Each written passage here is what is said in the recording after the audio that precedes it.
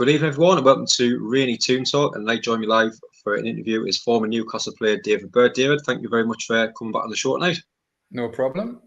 Excellent. Like you said, back by popular demand. I know we had a lot of people that watched yourself and Daisy on the show and said, "Oh, we really enjoyed the stories. Can we get them back on for a bit more in-depth of the story?" So, anyone that's watching, thank you for returning again tonight. And special sponsor, mention our sponsor Jade Bell, her Game 2 as well. So yeah, we chatted about 10-15 minutes about your time at Newcastle last time, some cracking stories, so it'll be nice to hear a bit more in depth as well. And I know you mentioned the School of Excellence of Newcastle last time a few times, but I know you didn't really enjoy it there because of the facilities, but some cracking coaches as well. Can you tell us a bit about that, and obviously your times at Horton and with Manchester as well? Yeah. So obviously I'm a Blythe lad, and they used to have a sort of a School of Excellence, which was at Benwell, in the old, I think it was a big old hut, freezing cold. It's a nightmare to get to, because if my dad couldn't take it, it was a case of sort of getting the bus from Blythe to Newcastle, and then from Newcastle to Benwell, like a number 14 bus or whatever, getting off in the middle of Benwell, walking to the ground. And to be honest, there's a lot of players from the Newcastle area sort of walk a Montague area, and I was like, I knew them, but when you first walk in, you know what I mean? You don't sort of know them all, you know, from playing against them. And not saying it was a big clicky, because after a while, when I got in the click, I loved it, and I loved my time there. But the School of Excellence was just a little bit as well. I think it was like 6 o'clock at night, so you train at 7:30 to get back at 9, freezing cold, up on a sort of a Tuesday or a Thursday night. It wasn't ideal, but I think from the age of 12 or 13, I went there quite often. It also helped that I had sort of my brother was sort of in the younger age group, so he went.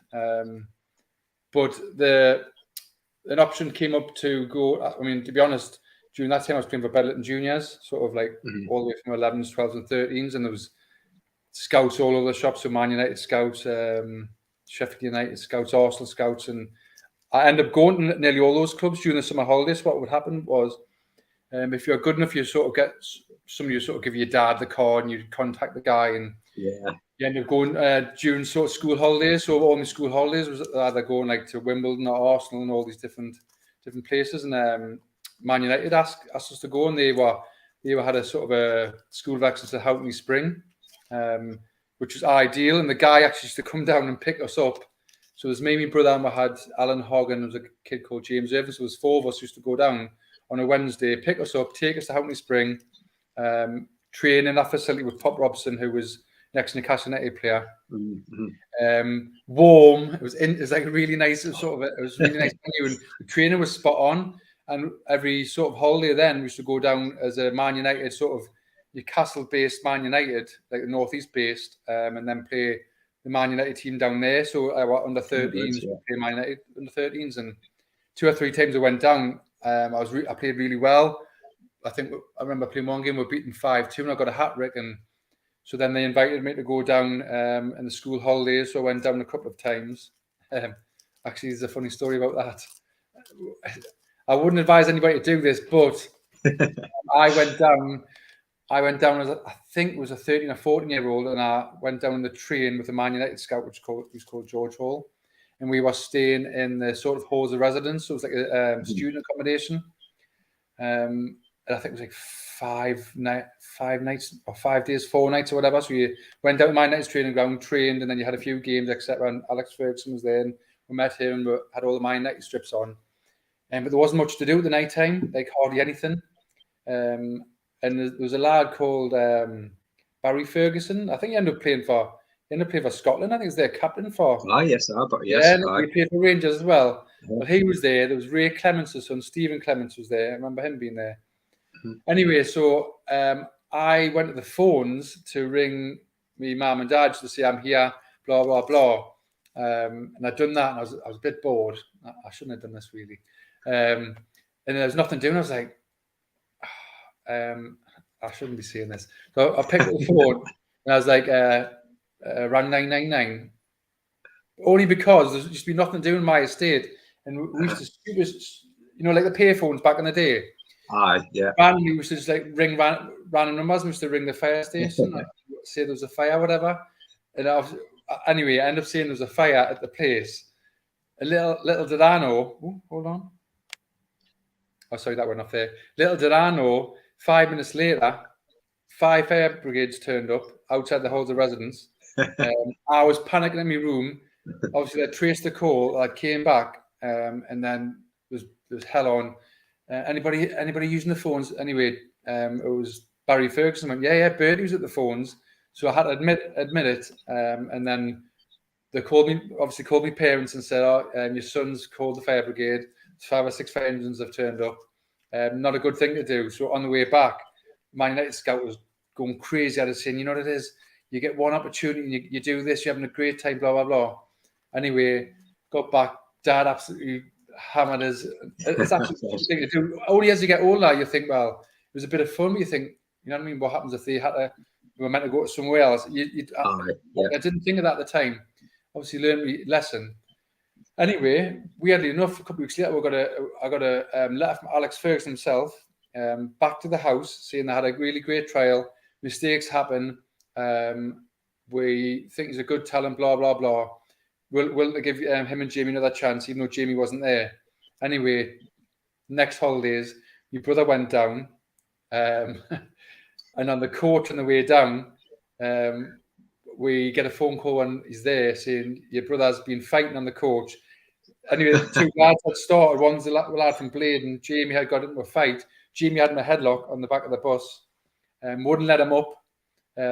All the coaches and the parents, some parents were on there, but Jamie wouldn't let him because he knew if he let him up, the kid was sort of with brain. So Jamie had him on a headlock. Anyway, needless to say, about a couple of months later, I had a letter saying that they regrettably were going to let us both go.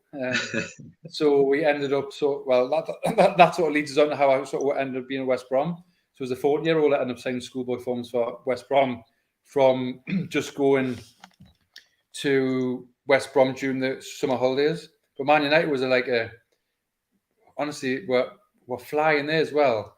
And it's one of those things where you think, well, what if? Like I think and one of your questions later on might be a sort of a what if, but yeah, it's a case of 2 stupid things in the space of like 2 months, and we sort of we messed that up. Not ideal. No, it's crazy. It's funny you mentioned the card. Well, I honestly, I think when you look back at things as well, it was just from probably being a kid from Blythe, knocking about the phone box, doing stupid stuff, because we'd never phone in the house, to be fair. Yeah. Because when we got 13 or 14, when we got a phone in the house when we were like 10 or 11, used to like just ring the operator, ring people, ask what the time it was and all that, and 192, all these different things. And then it was stupidly rang the fire brigade. So yeah, advice to anybody: do not do that. Anyway.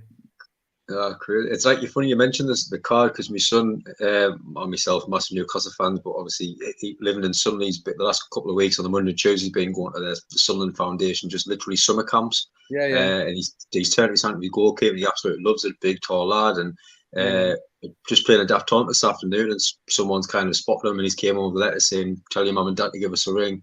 You want to sign up, like coming along to the academy." So same route on the Sunderland way though. So we'll support it. Oh, no. Well, to be honest, as I say, Daisy ended up. Well, I did go to Sunderland a couple of times because there's always the North East Scouts, and I went to Sunderland a couple of times. I think even Middlesbrough once, but yeah, Daisy was at Sunderland from under 9s to under 16s, and to be honest, Sunderland have got a great track record with their youth. So I think their system or sort of youth academy is probably, obviously shouldn't say this, but probably one of the best in the North East until Newcastle obviously catch up hopefully in the next few years. Oh, he's coming a very happy lad today. Oh, if you over the moon. And touching on signing for West Brom, obviously schoolboy 14, and you mentioned on the last show, obviously Newcastle coming in for your brother and your dad, kind of saying, well, if you take them on, you're taking both of them. How did that kind of go down at the time with the club? As I say, I was at West Brom, and things didn't pan out there. I think I went down 2 or 3 times in the holidays, and Jamie was still at Newcastle, so obviously I wouldn't say I'd been released from Man United, but I mean, Jamie had his pick of teams, and he ended up going to Newcastle United, I think, at the School of Excellence, and they wanted Jamie on sort of, because he was playing for England youth at this time, sort of under 15s, desperate to sign him, and I was sort of, it just so happened, as it was coming to an end of the season, I was turning to sort of, I think I'm maybe 15 and a half, and it was probably had 6 months to go until I sort of left school. And I think it was John Murray and John Carver came to the house. I think it might have been on a Sunday. I'm not sure. After one of the junior games anyway, and they went in the back and they're talking, and I was in the front, and I was going, well, see if I can get back in, because I knew I'd played for John Carver and John Murray, and they were sort of there when I was under 12, under 13 at sort of Benwell, and they knew about us. And I think they were in the process of sort of looking at potentially offering white yeses out at that time. Yeah. So yeah, my dad had went in, and they sort of knew us, and it wasn't a case of, well, he's just going to be added on as a sort of, we don't know who he is. But yeah, you just mentioned it and said, yeah, if you sign Jamie, you sign them both. And I think that year you get to sign Jamie, it was a case of, they said yes, but they also said you had to, I think I had to play like the last 6 months for Newcastle. I think it was the under 15s, and to see if I was still half decent. And we played Sun in the first game, was at Ponteland, and we won 5-0. And again, I got a hat trick. I think I had a tendency for sort of, when it was a big game, it was all eyes were on you. It happened 2 or 3 times. I mentioned in the Man United game, and this one it also happened when I sort of got a contract later on. Scored a hat trick. I think it was right midfield, and John Carver was over the moon. He's like, "See my dad. I think we might have got the right one here." So yeah, I ended up. I think 2 or 3 months later, it was coming to the end of sort of my year at school, and we all got the sort of the YCS forms, which was 2 year. No, definitely. And like you say, going at the club at that time, around 1994, I know obviously change was starting to happen. Cole obviously being there, players like Beasley, Clark. Yeah. Were you kind of nervous at that time knowing them type of players were there, or was it kind of more exciting to step up and obviously they're being around the players? And I know you touched on about the boots cleaning as well, which I think back at now, I think that should come forward. I think that's very important with players coming through now, which it would be great to see some stuff like that come back. How important was that as players back in those days? Yeah. Well, as I say, I was 16 years old. I think I was one of those people that didn't really sort of think about it. So, I not that I didn't imagine it, but as a 16-year-old, was sort of, again, I couldn't drive, so I had to get the bus, the 308 bus from Blythe to St James's Park, and where I used to meet in the foyer at St James's Park and get like a little minibus into Maiden Castle. And we got all the forms through, we had to sign all the forms, etc. And when I meet Kevin Keegan, I've still got it on my wall with my dad, my family and stuff. And yeah, you sort of go in, and then I think it hits you then. So we went in, and on the first day, it was a case of, right, I think we had all the kid out. I think we went into the boot room, and they went, right, you're looking after Andy Cole and Lee Clark. I was like, all right. And then they went down the list. I think it was you're just assigned to 2 players. And I think sort of then, and then you start walking in, and you're like, all right, and then that's when the sort of nerves kick in, and you don't know where to sit, and you don't understand, you don't know what to say, and I think that's how the miscommunication, as I mentioned before, with Andy Cole saying, "There's me boots," and I'm thinking, "Has he given me those 7 pairs of boots?" That's great, because I thought that he's obviously all his old boots. I didn't know it was the case if I had to go and then put them on his peg, do all this. I thought it was just there's his old boots, and his other ones would be in the boot room already. So yeah, I've obviously took them as if they're my boots, and obviously they weren't, but. Yeah, that's one thing that, as you mentioned there, in regards to sort of little tasks like that, it wasn't just the boots.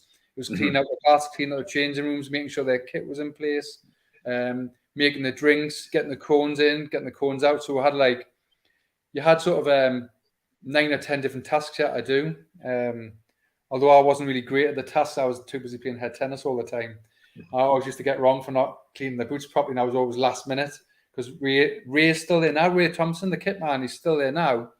And he was always like, "Where's Burt? He's playing head tennis." And I'd rush in, quickly clean the boots and put them in the skip. And obviously they went, and if they weren't clean, the players, they weren't shy and sort of giving you what for. But sometimes it was a bit difficult because they might have just, some players like to train in the match boots now and again. And sometimes the office being wet, they're quite hard to clean, so they'll go and then they'll go on the skip, and they'll come out when they got to the ground and it'll be like you couldn't really shine them for wet. Honestly, it was a bit of a nightmare. And Lee Clark also had a bit of an issue, I think, with his I think I'm not sure it was Achilles or something. He had to wear a sort of pad, so I always had to make sure the pad was in there. If that came out, where's me pad and blah blah blah. And yeah, it was a bit of an eye opener. But as I say, as you get used to it, I think now maybe the kids go in there. And again, this is not me sort of saying this is exactly right, but I don't think they do all these little tasks. I think, and I think it was just sort of an upbringer. I remember even sort of one of the tasks. You used to get called on the match duty. So basically, you had to go into the changing rooms, put the first team's kid out, or help Ray go in the away changing rooms, and then collect the balls in from the pitch. And I remember we were playing Sheffield United, I think, in the Cup of Man City or somewhere. And they went, "Bertie, you're a match, you aren't you?" I said, yeah, there's loads of balloons on the pitch. So it was about 2 or 3 minutes, so I think it was the Man City fans that threw balloons on the pitch. A match duty had to go out, had to run on the pitch, and had to bang all the balloons. And as I was doing that, the crowd were going, wait. I was like, very embarrassed at the time. We were sponsored by Asics, and had a green tracksuit top on, green bottoms on, looked like a Teenage Mutant Ninja Turtles. I'm crushing balloons. And then at half time, I would go on the pitch as well and help the guys put the divots back in. And it was weird because obviously you're going, I think it's like 37,000. You're going in, you don't even know what you're doing. You're just putting a fork in the ground, just going around different bits and all that, and just having a look around to see if you can see people that you know and stuff. But yeah, I think I just remember it was a good experience though, and I think as time has gone by, I think players sort of missed that. I think if you go in and you sort of haven't got anything to do, and it's just a case of, I think you'd be a bit sort of grounded. Yeah, I mean, I love under the cushion you kind of get players that's played back like the late 80s, early 90s, and they're kind of saying the light would go off and the balls get blasted around. They would lock someone in the kit, just crazy things like that. But anything like that now would just be bullying straight away, and just you couldn't do it, could you? Honestly, the stuff that used to go on, as you say, it was people's birthdays. Used to throw you in the skip, and we used to have wire brushes that used to clean the boots with, and strip them naked, wire brushes all over. Dubbing and sort of stuff in the hair, boot polish, throw them in there, throw them down the corridor. Like you're saying now, straight away, as soon as you couldn't get away with anything like that. Some of the stuff that people used to do, you think you could even probably get arrested for some of the stuff. Do you know what I mean? So I can understand where people come from, and I don't think people would do it if you didn't sort of want to get it done. You know what I mean? It was a case of you know what I mean? But I have seen people sort of lose the temper, and then all of a sudden that sort of getting thinking by a brush turns into a fight, and then has to get split up, etc. And it's probably not the done thing. As is, you should phone the fire brigade as well. And a 2-year YTS, and obviously around that time training at Newcastle, and I mean I used to go down and watch myself. I used to hide behind the bush and Ginola come over and just like amazed, took the ball back from that, and 3,000 fans down at sometimes, and I remember it very well. And as a young lad, obviously, how did that feel? Just with so many fans being allowed to be that close, as obviously to training as well. And what was Keegan's kind of thoughts on that as well? Yeah, well, it sort of again was a bit of an eye opener for us because we used to be obviously at Newcastle, but train sort of around the corner, and obviously we used to see all the crowds coming in. And again, it was strange because it just seems it was the norm. So because I had never trained anywhere else and didn't understand what was going on, I just thought there was always crowds at sort of the training events. So when we sort of joined him the first team on a Monday, so Kevin Keegan used to say, right, on a Monday, I think I mentioned this to you, juniors and reserves and sort of first team was like a round robin, so 6v6, so it would be first team and sort of 17, 18-year-olds all mixed in. You had like 6 teams, and the winners used to sort of win more, you know, like a little more sort of little treat sort of thing. And the pressure used to be like quite high. So you're on about 2,000 or 3,000 watching, and all of us for a little training session. But to be honest, that location was great because it was so scenic and so nice. But I don't think there's any way of stopping people from, because it was just like strange, wasn't it? Sports centre. And people could stand at the fence anyway, but then it was an open car park, so you could just say, I'm going into the sports centre anyway, and there's no way of... So they just obviously put little bits of rope down there, and it was, as you say, as you went, it was just chaos at times, and sometimes we were in, waiting for the players to come in, and they didn't come in like half an hour later because they were just signing autograph after autograph. I mentioned to you before, my last one. You get kids coming up with someone with 16, 17, can you sign this? And then you're saying like, who are you again? You're like, you don't really need my autograph, actually. You know what I mean? But you used to see, it wasn't just always the same 2,000 or 3,000. You used to get like, the next year, like, God, looks like it's a different sort of group again. Yeah. Just never ending. But as I say, we just thought that was the norm at the time. Crazy. And Keegan was great with it. I think he loved that sort of. I think it was a sort of added pressure to the players. So all the training sessions were high level, the high sort of quality, because you had the 2,000 or 3,000 watching, so you couldn't sort of slacken off. I don't think anybody ever took it easy, and the standard sort of went through the roof again. Not saying that they needed it, because the standard was great anyway, but there's no sort of hiding place. The only hiding place was we used to do a river run or a sort of a forest run. Oh yes, yeah. It was on the outside, so when used to get people watching, then all of a sudden they go away for like 25 minutes, half an hour, and people used to be like, where are they going now? But came back, and there's still 2 or 3 hours still waiting there for the end part of the session. So it's mad times, but to us it was probably just the norm after a while. Oh, I bet. And touching on Keegan, I know we've had a few former players that's been on, done the interviews like this, and a few people kind of mentioning good things about Keegan, a few negative things about Keegan. I mean, what was your overall thoughts on training with him as a man manager as well? Yeah, I totally agree with what probably the rest of the people have said. In regards to the first team, unbelievable, because obviously we were sort of fighting for the title. First team was outstanding. But in regards to the kids, not that he didn't have time for us. I just think his full focus was sort of on the first team, and the standard was that high. I don't think a lot of us were sort of up to that standard, mainly because I think the reserve team was probably first or second division. So you're playing like I think I mentioned like Lincoln's and different teams. So the standard of them being second top to the reserve level was quite a difference. Although quite a lot of the time you did see reserves. I mean, first team players dropping their reserves, and you came on well for sort of playing with those sort of teams. But yeah, he didn't really spend much time coming to watch the junior games, which was like under 18s, the reserve games. He was there, but not always. And he didn't really sort of keep much of an eye. I mean, I think there's an odd exception. Paul Brayson done really well in a juniors game once. I've done it obviously a lot of the times, but I think one game they played Hartlepool, and the first team happened to be coming in, and Keegan and Terry Mack were watching it, and he scored 8. And all of a sudden he was sort of elevated up. We were 1-10-1. He's on fire. And to be fair, he's probably the only one that sort of got near the first team when those first 2 years. So yeah, in regards to sort of the first team, great, but not that he ignored anybody. I mean, he did sort of monitor sort of players, but I think it's just his full focus on the first team. And there wasn't that sort of, I don't know, that much of a link up between our teams and sort of the first team. But as a person, though, he had that massive aura about him. So when he spoke to you and you were in a room, you were like, don't know, it's one of those things where you're full focus on them. It's just like, this is Kevin Keegan. That didn't go away either. Even though you had known him for 2 years, you used to go past him, you're like, you all right? And you're like, yeah, I'm all right. And it's like, that's Kevin Keegan still. He still had that same sort of aura all the time.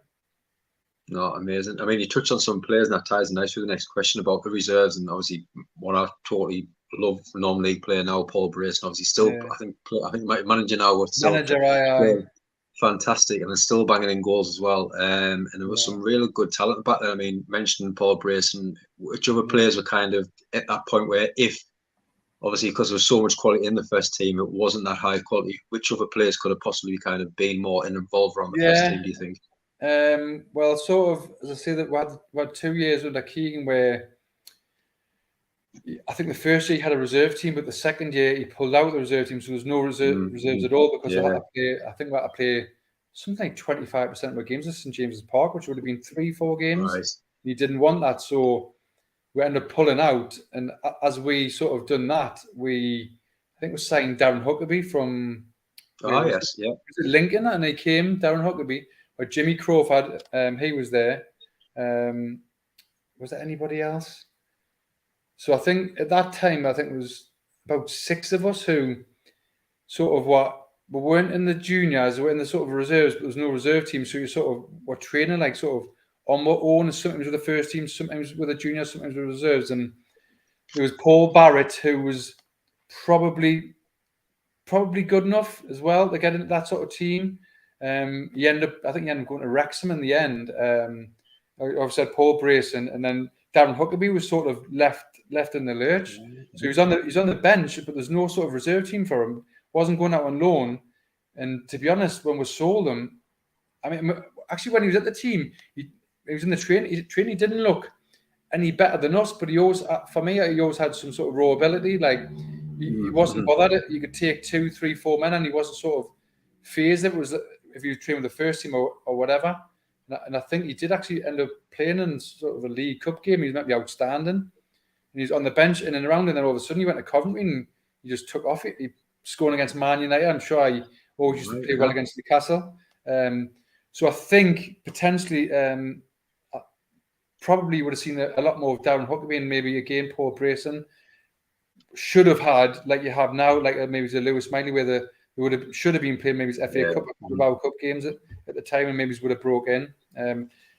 So yeah, I think they missed out. I think he sort of, and when we got a reserve team and Kenny Dalglish came, we sort of had to start off again from sort of the old second division, which I think knocked a few players back. And we also had a lad called Bjarni Gudjonsson, I think who's from Iceland as well. Oh yes, yeah. He's playing quite late on. He's all right, but again, he maybe got in and around the first team-ish. But it was that once that happened, it was like having another sort of step back, and like you're like having to fight again to try to get close to the first team again. Yeah, I bet it was good as well, though, because obviously you still got some local talent in the first team, like Elliot Watson, Clark. I mean, did you see them as kind of they're there? That's what we can now do as well. When you see them making the first team appearances and playing these big matches for the first team. Yeah, that was right. I think there was definitely Robbie Elliott, Steve Watson, Lee Clark.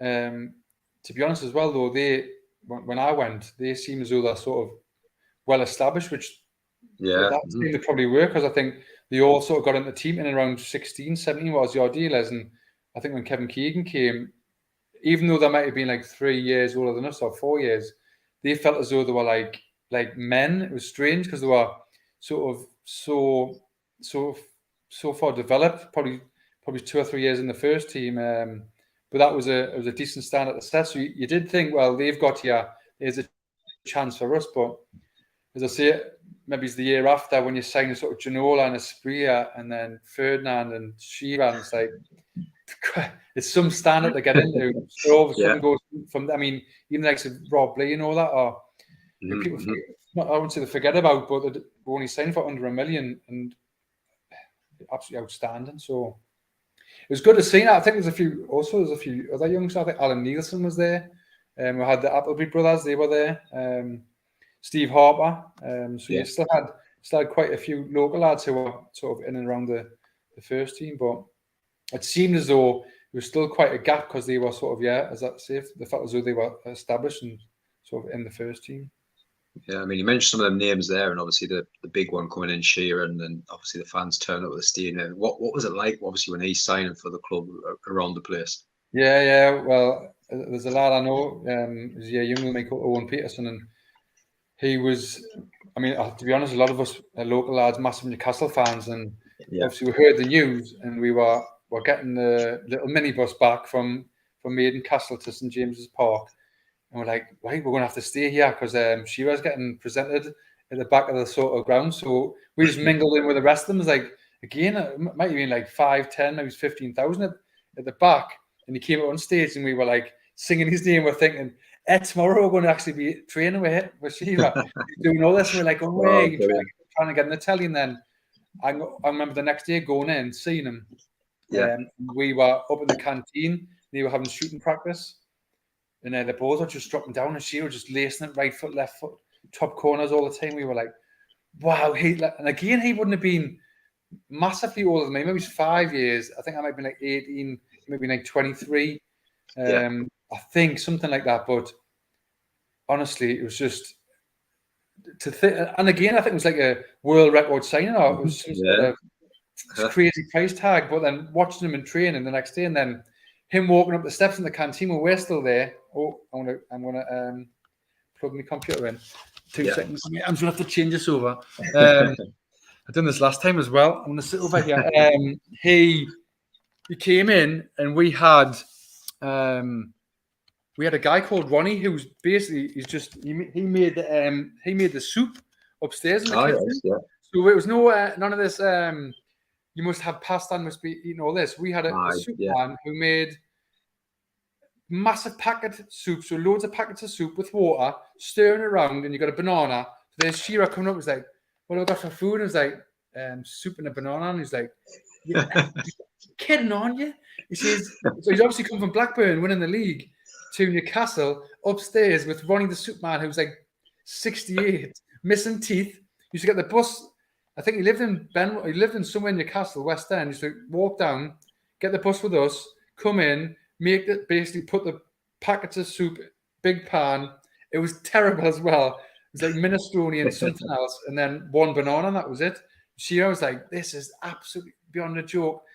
And if you had an afternoon session, that was sort of your fuel for the afternoon. So you had this horrible soup, and then they eventually got these 2 women in who are a little bit better, who give us, I think there's other options. It was jack of potato, cheese and beans, or jack of potato and something else, and then banana.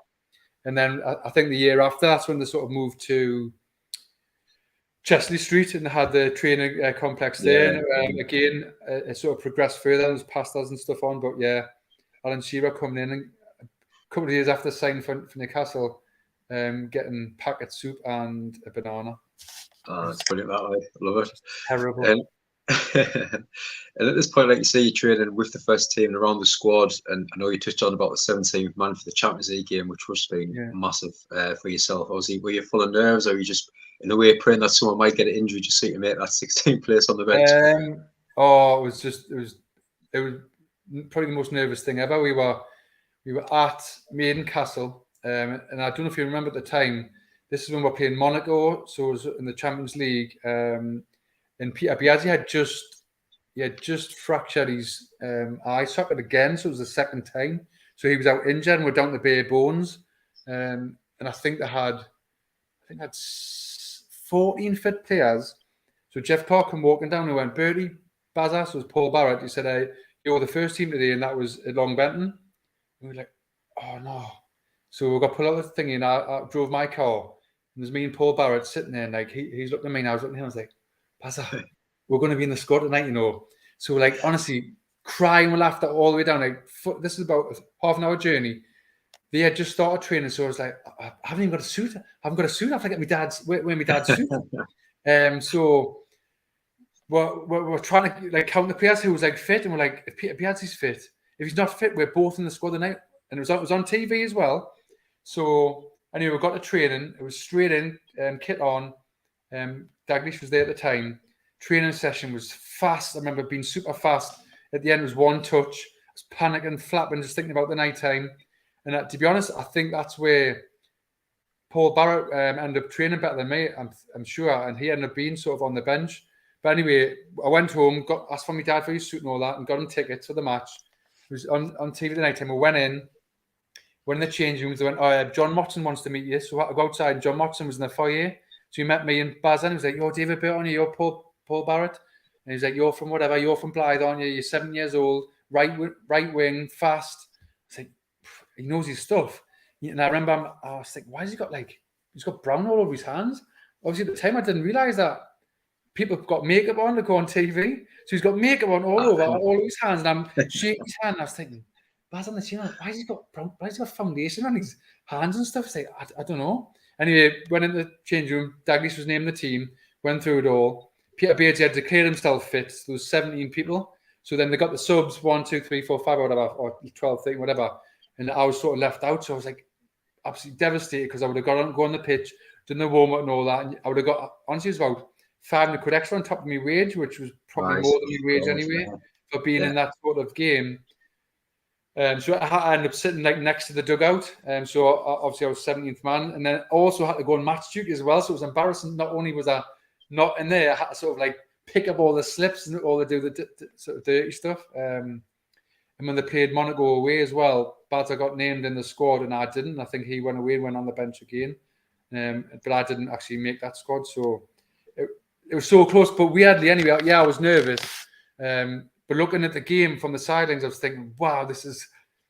I know when you're up above and you think, this looks slow, but when you're actually in amongst it, the pace of it.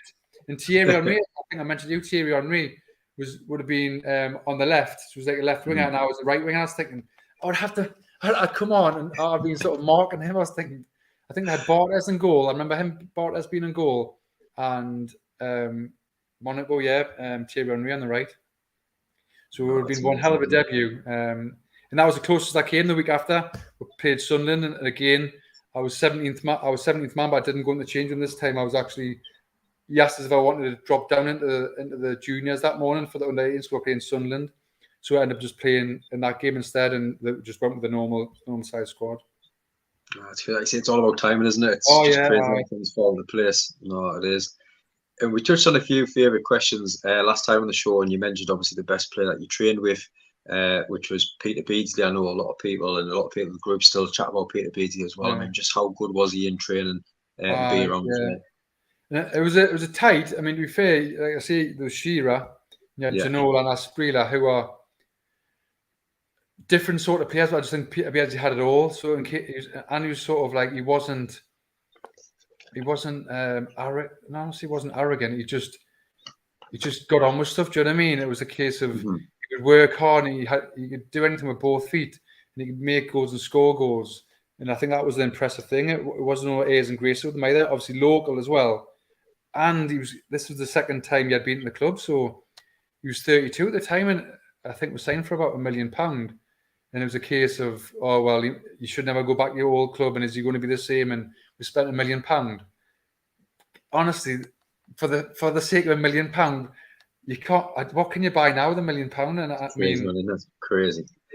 He's probably. I mean, he's unreal at that age, 18 or 19. But I think he came back and he was even better.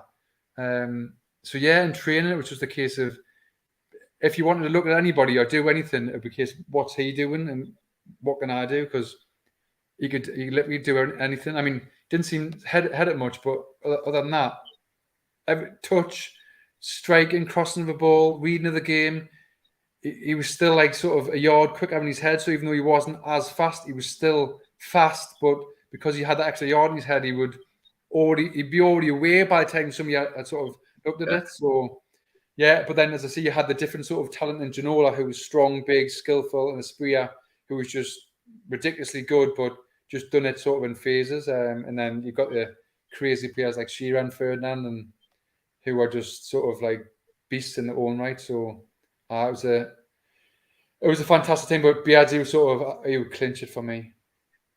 Oh, brilliant. And some other great stories on the last show as well. I know there'll be some new listeners now. We touched on a few reserve games that you're playing alongside John Barnes and the Albert penalty as well, which I still laugh at when I was thinking about it tonight as well. Just for the listeners, obviously, new ones tonight, just tell us about them, a couple of stories as well, which I think were fantastic. Yeah. So the Philip Albert one was obviously I came across as a sort of a Belgian World Cup sort of player.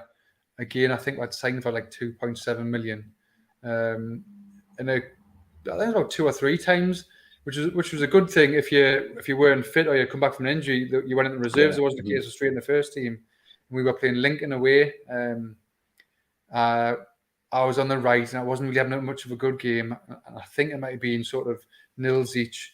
And we've got a penalty. And Paul Brayson mustn't have been on the pitch. I think he maybe was in and around the first team squad. So I grabbed the ball. Philip Albers came up and was like, I'm having this. I was like, nah, you're not. I'm having this.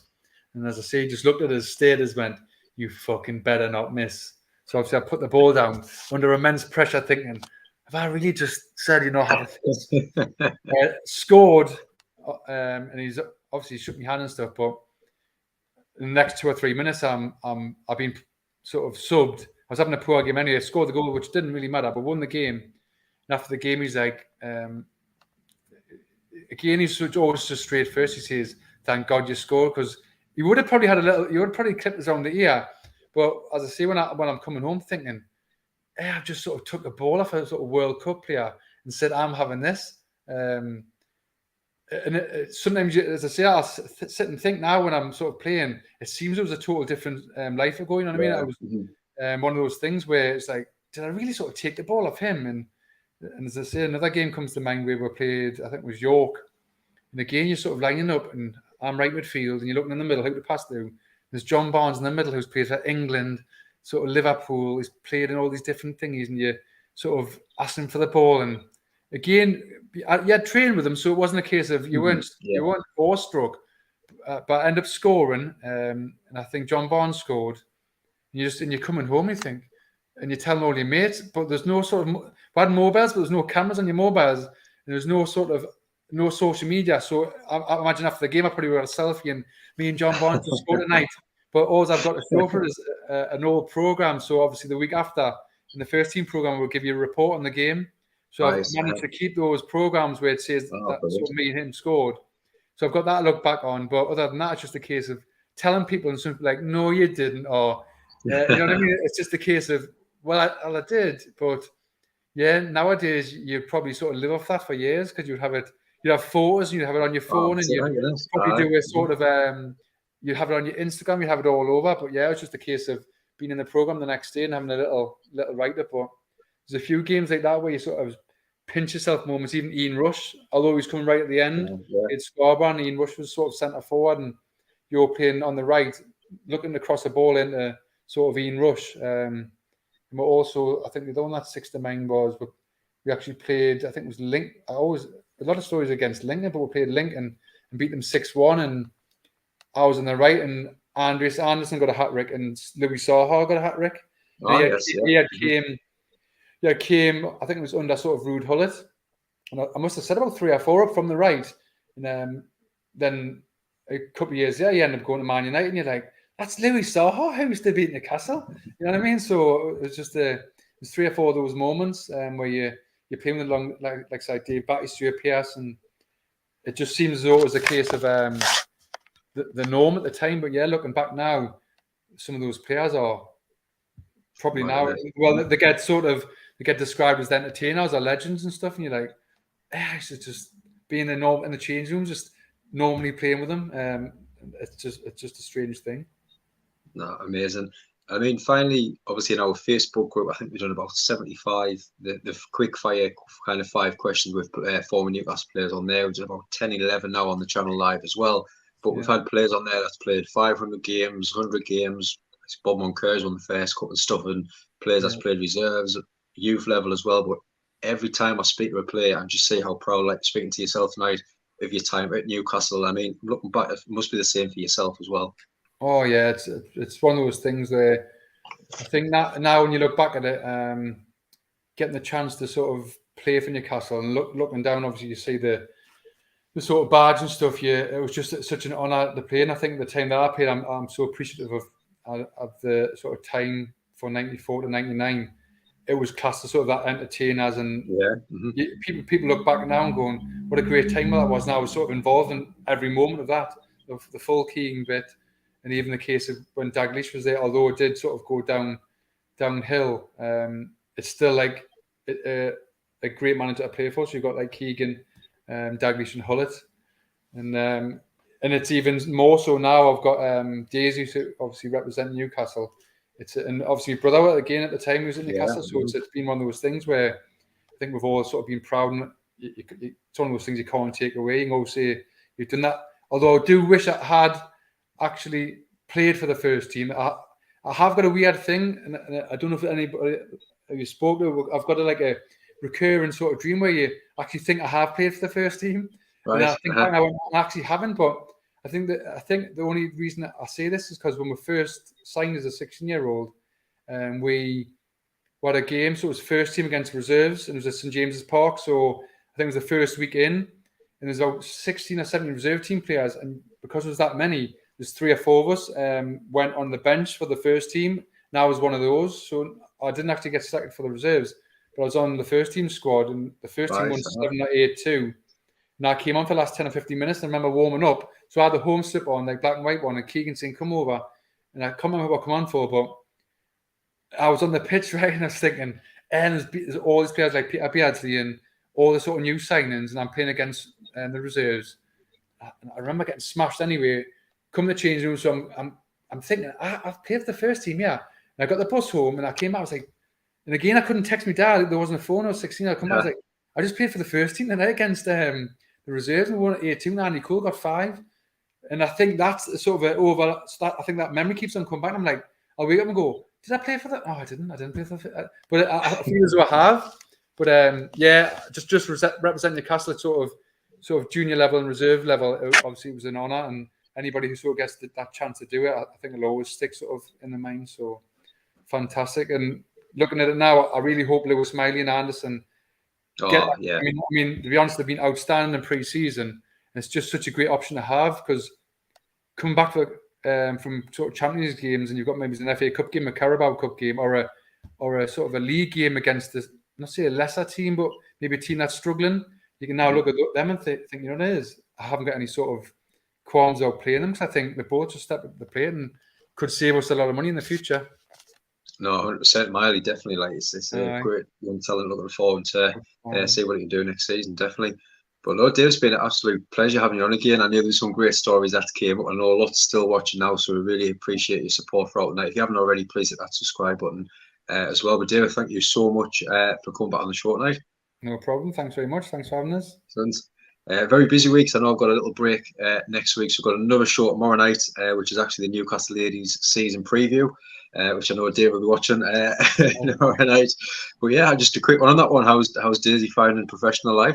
Yeah, well, she actually she was involved in, I think, the 2 first pre-season games. I think she was on the bench, but she came on half-time on both. And she actually got a bit of the last game against Norton, she got a bit of a thigh strain, so she wasn't at the Hibernian game.